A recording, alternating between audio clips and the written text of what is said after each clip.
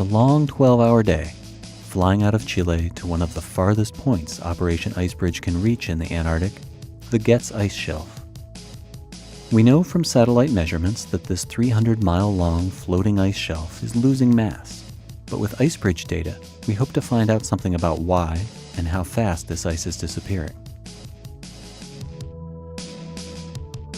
After crossing the windy Drake Passage at high altitude, we descend and are treated to a tour of Antarctic ice in almost all its forms. We see different kinds of sea ice, from thin gray sheets to solid fields covered in snow and littered with icebergs. We see gigantic tabular icebergs, taller than a house and longer than a runway, that were once part of the largest piece of ice on Earth. And we see the ice sheets themselves, smooth in some areas, heavily crevassed in others. As we arrive at the survey area, we come across the calving front of the Getz Ice Shelf. This 10-story tall face is currently where mighty icebergs break off into the ocean, but it may not be the front of the ice shelf for long.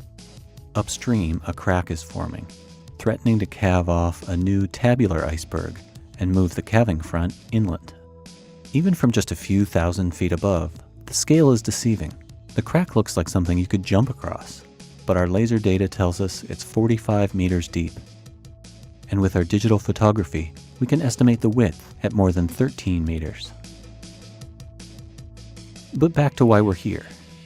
We need to get a better handle on the bathymetry below the ice shelf. Basically, the shape of the ocean floor below this floating ice tongue. The shape will help us calculate the circulation of the warm water, well, comparatively warm water, that's eating away at the ice shelf from below.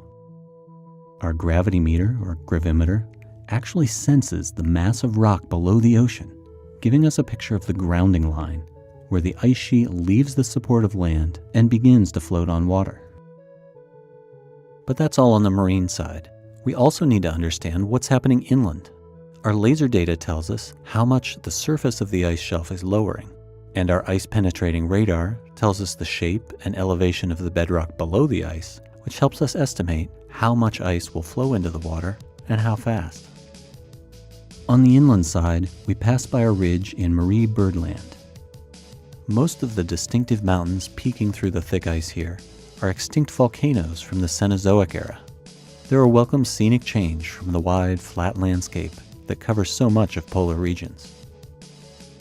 After collecting nearly 5 hours of data, we head for home and get a rare, clear view of the Antarctic Peninsula with its stunning mountain chain and almost alpine glaciers.